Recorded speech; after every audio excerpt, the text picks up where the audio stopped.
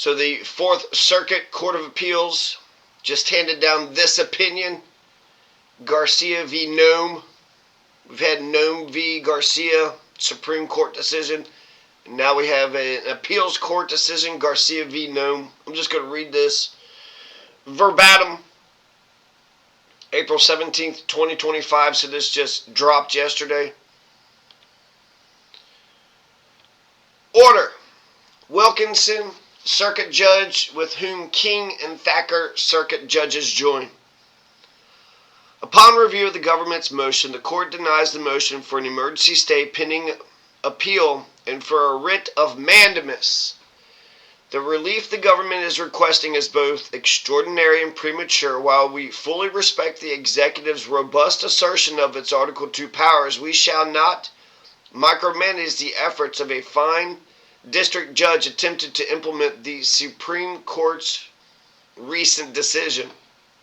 Writ of mandamus, of course, is a court order compelling a public official or government entity to perform a specific duty that they're legally obligated to perform or to refrain from performing an action they are legally forbidden from doing.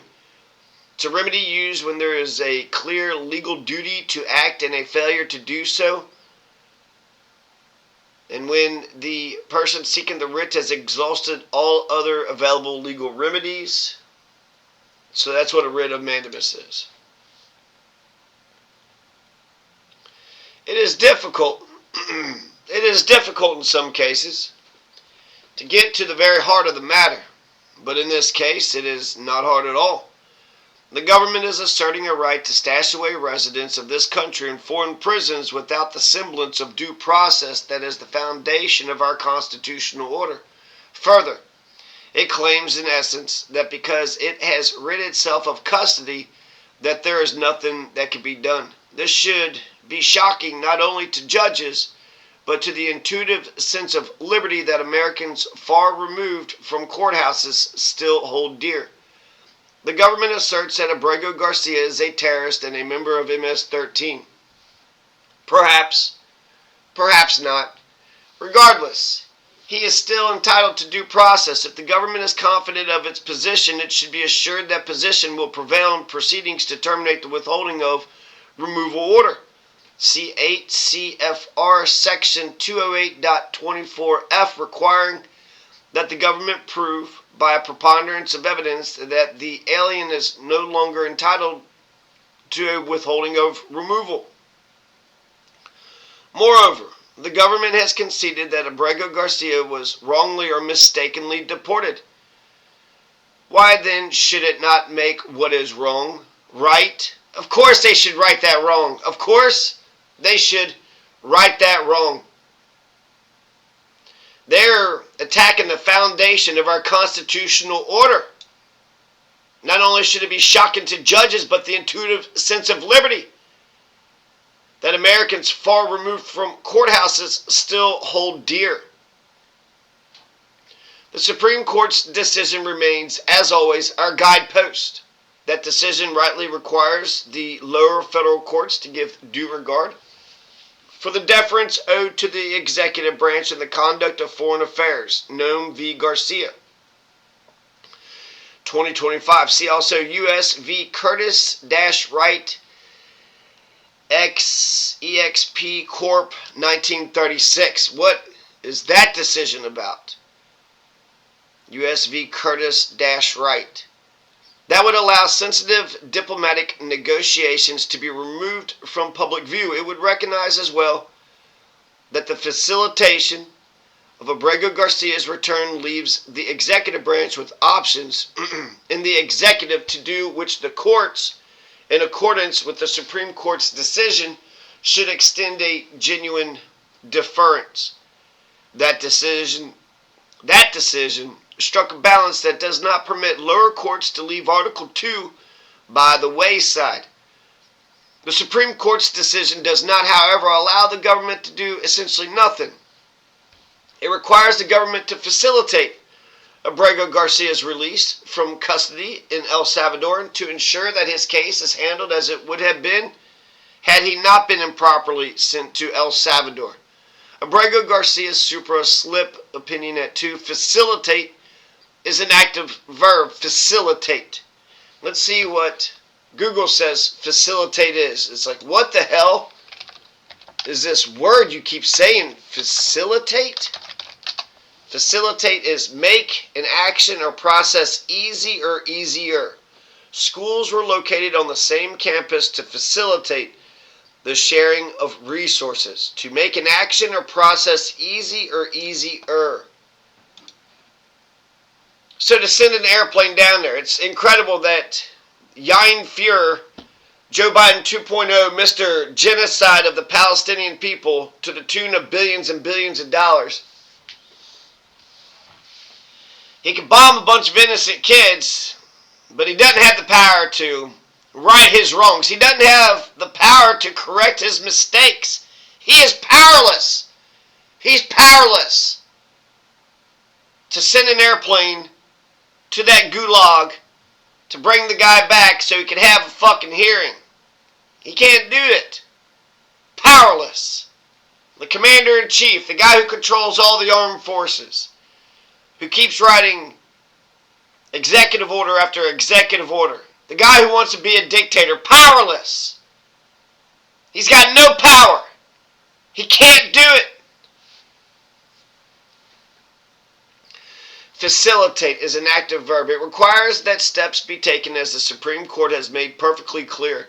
See Abrego Supra slip at 2. The government should be prepared to share what it can concerning the steps it has taken and the prospect of further steps. The plain and active meaning of the word cannot be diluted by its constriction as the government would have it to a narrow term of art. We are not bound in this context by a definition crafted by an administrative agency and contained in a mere policy directive. Cf. Loper Bright Enters v. Raimondo. Loper Bright Enters v. Raimondo 2024. Hey Mondo. Christian Sin v. Harris County 2000. Thus, the government's argument that all it must do is remove any domestic barriers to Abrego Garcia's return. That's all.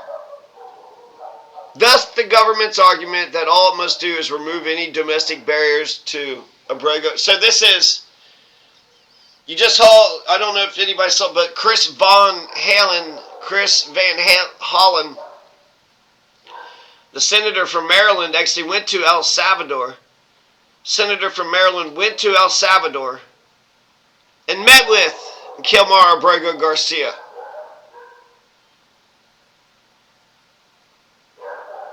They're sitting there saying that they were drinking martinis and just having a good old time. They put regular street clothes on him. They allowed him to wear pants and a shirt and a hat. Made it look like they were treating him A-OK. Make it look like they're treating him humanely. So it was good to actually see that the guy was still alive. Because it is incredible that they disappeared him, and then some people who are perceptive, they saw that he was being perp walked. He was bent over and being perp walked, and then he was also, mashed up together with a bunch of other people. So they were able to, essentially pick him out.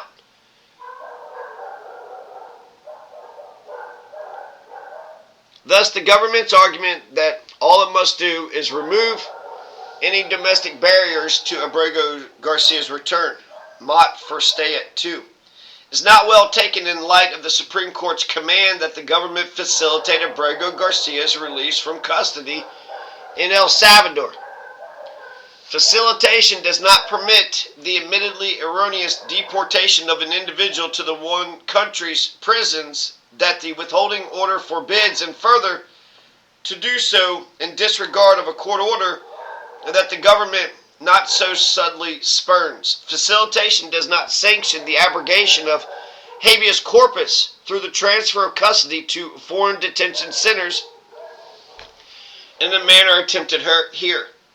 Allowing all this would facilitate foreign detention more than it would domestic return. It would reduce the rule of law to lawlessness and tarnish the very values for which Americans of diverse views and persuasions have always stood. The government is obviously frustrated and displeased with the rulings of the court. Let one thing be clear. Court rulings are not above criticism. Criticism keeps us on our toes and helps us to do a better job. See Cooper v. Aaron, 1958, Frankfurter, J. Concurrent. Criticism need not be stilled. Active obstruction or defiance is barred. Court rulings can overstep, and they can further intrude upon the prerogatives of other branches. Courts thus speak with the knowledge of their imperfections, but also with a sense that they instill a fidelity to law that would be sorely missed in their absence. Let's see what fidelity meaning. Faithfulness to a person, cause, or belief demonstrated by continued loyalty and support. Energy in the executive is much to be respected. Federalist number 70, 1789, Alexander Hamilton. It can rescue government from its lassitude and recalibrate imbalances too long left unexamined. The knowledge that executive energy is a perishable quality understandably breeds impatience with the courts. Courts, in turn, are frequently attuned to caution and are often uneasy with the executive branch's breakneck pace. And the differences do not end there. The executive is inherently focused upon ends, the judiciary much more so upon means. Ends are bestowed on the executive by electoral outcomes. Means are entrusted to all of government, but most especially to the judiciary by the Constitution itself. The executive possesses enormous powers to prosecute and to deport, but with power come restraints. If today the executive claims the right to deport without due process and in disregard of court orders, what assurance will there be tomorrow that it will not deport American citizens and then disclaim responsibility to bring them home? And what assurance shall there be that the executive will not train its broad discretionary powers upon its political enemies? The threat, even if not the actuality, would always be present, and the executive's obligation to take care that the laws be faithfully executed would lose its meaning. And they reference two references here: the U.S. Constitution, Article 2, Section 3, and Article 2, Section 1, Clause 8. What the hell are these two different clauses? Because you only quoted one thing. How can one thing quoted be two different things? So let's take a look at Article 2, Section 3, first of all. Article 2, Section 3. Section 1 is long. Section 3 is like 3 whole pages. Section 3 is just a paragraph.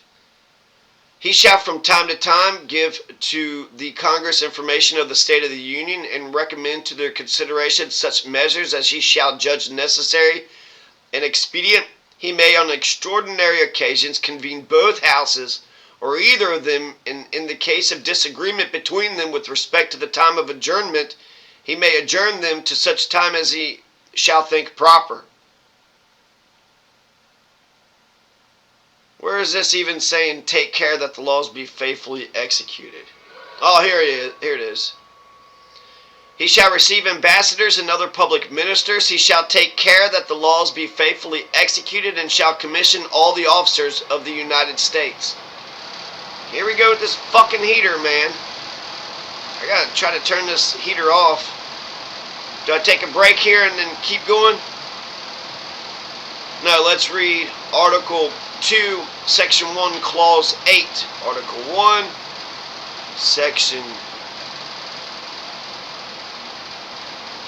1, Clause 8.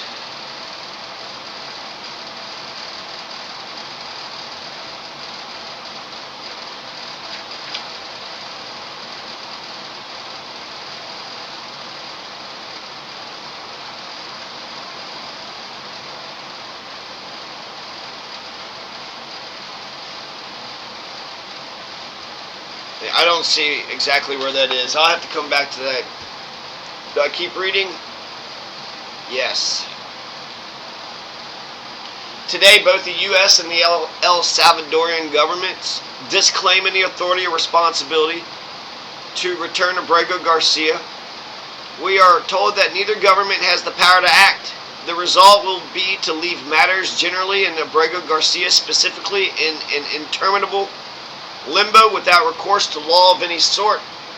Interminable. The basic differences between the branches mandate a serious effort at mutual respect. The respect that courts must accord the executive must be reciprocated by the executive's respect for the courts. Too often today this has not been the case, as calls for impeachment of judges for decisions the executive disfavors and exhortations to disregard court orders sadly illustrate. It is in this atmosphere that we are reminded of President Eisenhower's sage example. Putting his personal opinions aside, President Eisenhower honored his inescapable duty to enforce the Supreme Court's decision in Brown v. Board of Education 2 to desegregate schools with all deliberate speed. Addressed by the President of the United States, delivered from his office at the White House, September 24, 1957. Brown v. Board of Education 2, 1955. This great man expressed his unflagging belief that the very basis of our individual rights and freedoms is the certainty that the President and the executive branch of government will support and ensure the carrying out of the decisions of the federal courts. Id at 3. Indeed, in our late executive's own words, unless the President did so, anarchy would result. Now the branches come too close to grinding irrevocably against one another in the conflict that promises to diminish both. This is a losing proposition all around. The judiciary will lose much from the constant intimations of all its illegitimacy, to which by dint of custom and detachment we can only sparingly reply. The executive will lose much from a public perception of its lawlessness and all of its attendant contagions. The executive may succeed for a time in weakening the courts, but over time history will script the tragic gap between what was and all that might have been, and law in time will sign its epitaph. It is, as we have noted, all too possible to see in this case an incipient crisis, but it may present an opportunity as well. What is it? Incipient. An initial stage beginning to happen or develop of a person developing into a specified type or role. Incipient crisis, but it may present an opportunity as well. We yet cling to the hope that it is not naive to believe our good brethren in the executive branch perceive the rule of law as vital to the American ethos. This case presents their unique chance to vindicate that value and to summon the best that is within us while there is still time. In sum, and for the reasons foregoing, we deny the motion for the stay pending appeal and the writ of mandamus. In this case, it is so ordered. For the clerk, Noem Anawi, clerk. Why would they not sign it themselves? They made the clerk sign it. Noem Anawi. Let's get a picture of who these guys are, because we have three judges here: Wilkinson, King, and Thacker. Wilkinson, King, and Thacker. Hey mumbo, la da da da da da, hey mumbo. Is this one of them here? Who is this? It's saying that it's one of the guys.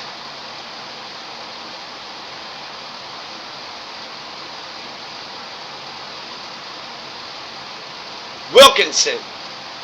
Judge J. Harvey Wilkinson III. Judge J. Harvey Wilkinson III, appointed by Ronald Reagan. skewered the Chump administration. So that's Wilkinson. Here is them meeting with Abrego. That's the senator meeting with Abrego. And then who knows who the hell those other two guys are? Who in the hell knows?